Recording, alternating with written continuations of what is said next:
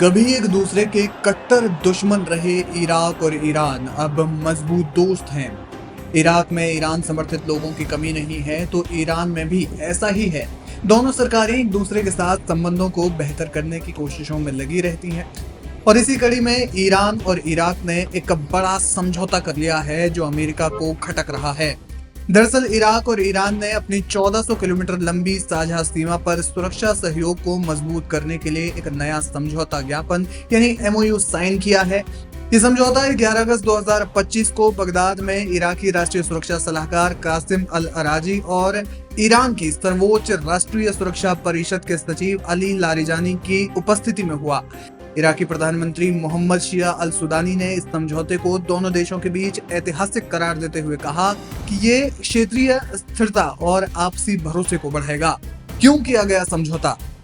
ये समझौता मार्च 2023 के एक पिछले करार का विस्तार है जिसमें दोनों देशों ने सीमा पर निगरानी और नियंत्रण को कड़ा करने पर सहमति जताई थी। ईरान का मानना है कि कुर्द विपक्षी समूह जो उत्तरी इराक में सक्रिय है, अमेरिका या इसराइल के साथ तनाव बढ़ने पर सीमा पार घुसपैठ करते हैं। इस समझौते के तहत दोनों देश संयुक्त सैन्य गश्त, खुफिया जानकारी साझा करने और सीमा पर अवैध गतिविधियों जैसे हथियार तस्करी और आतंकवादी गतिविधियों को रोकने के लिए मिलकर काम करेंगे। इराकी अधिकारियों ने बताया कि यह समझौता दोनों देशों के बीच व्यापक रणनीतिक सहयोग का हिस्सा है जिसमें व्यापार, ऊर्जा और क्षेत्रीय सुरक्षा शामिल है।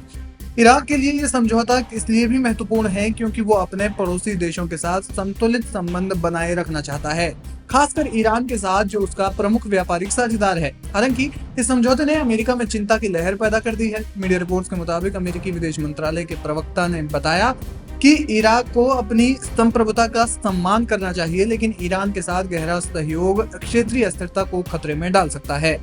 सवाल ये है कि अमेरिका को ईरान इराक का समझौता क्यों खटक रहा है?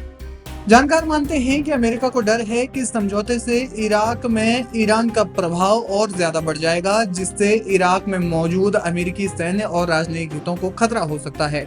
इराक में अभी भी करीब 2500 अमेरिकी सैनिक तैनात हैं जो मुख्य रूप से आतंकवाद विरोधी अभियानों और इराकी सेना को प्रशिक्षण देने में लगे हैं।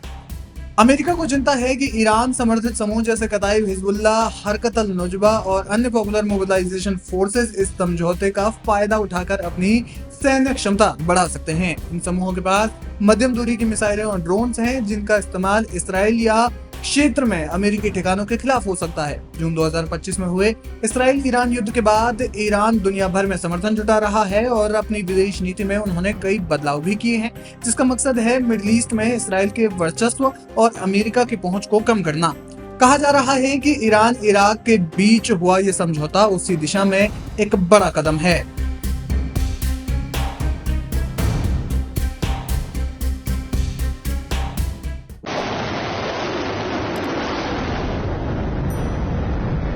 जैसे इश्क और मुश्क छिपाए नहीं छिपते, ठीक वैसे ही कुछ और मामले होते हैं जिन पर लाख पर्दा डालो आखिरकार उजागर हो ही जाते हैं। कुछ ऐसा ही इसराइल के साथ भी हो रहा है। 12 दिनों तक चली ईरान इसराइल जंग के असरात अब निकलकर सामने आने लगे हैं। वैसे तो इसराइल अपने जख्मों को, अपने नुकसान को छिपाने में माहिर है। आरोप लगता है कि वहां जबरदस्त मीडिया सेंसरशिप है जिसके चलते इसराइल के दुश्मनों के नुकसान को तो बार बार दिखाया जाता है, लेकिन इसराइल में हुई तबाही और जानी माली नुकसान पर ऐसी पर्दादारी होती है जैसे कुछ हुआ ही नहीं। लेकिन इस बार ईरान की तरफ से हुए पलटवार के जख्म अब भी हरे हैं और 40 दिनों में भी नहीं भरे हैं, बल्कि ईरान के जबरदस्त हमले की सलाहियत के खुलासे भी होना शुरू हो गए हैं। इसराइल में मीडिया रिपोर्ट और दुनिया भर का मीडिया अब बता और दिखा रहा है कि कैसे ईरान ने इसराइल के हमले का तगड़ा जवाब दिया था। इतना ही नहीं, वो वजह भी जानिए जिसने इसराइल को मजबूर किया ईरान के साथ जंग में सीज फायर करने के लिए। इसराइल में खबरों पर से सेंसरशिप जैसे जैसे हट रही है, वैसे वैसे ईरान के हमले का इम्पैक्ट भी अब मीडिया के जरिए बाहर आ रहा है।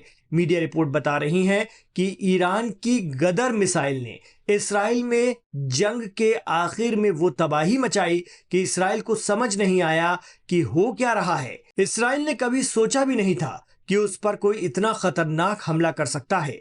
जी हां, ईरान की गदर एक बैलिस्टिक मिसाइल है जो मल्टीपल स्टेज में काम करती है, जिसकी रेंज 1800 से 2000 किलोमीटर तक है।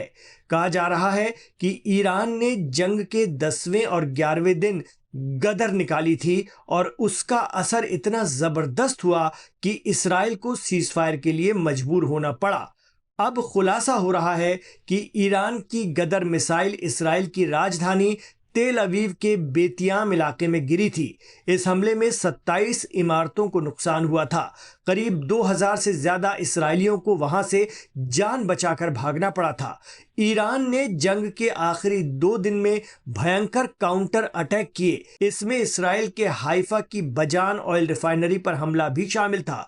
कहा जाता है कि ईरान की गदर मिसाइल ने वाकई इसराइल में गदर मचा दी।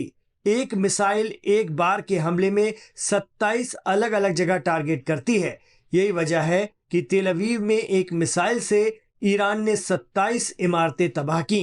वहीं बजान ऑयल रिफाइनरी पर हमले से इसराइल में तेल की किल्लत शुरू हो गई थी।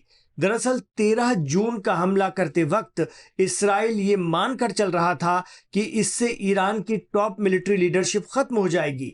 वहां की जनता ईरानी रिजीम के खिलाफ सड़कों पर उतर आएगी, जंग रोकने का दबाव बनाएगी, ईरान घुटनों पर आ जाएगा।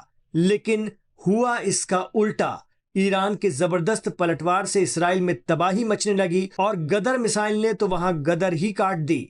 ईरान के काउंटर वैल्यू अटैक से जब इसराइल में सिविलियन मारे जाने लगे, उसे इकोनॉमिक और फिजिकल पेन शुरू हुआ, तब जाकर वो पटरी पर आया और अमेरिका के जरिए जंग बंदी कराई।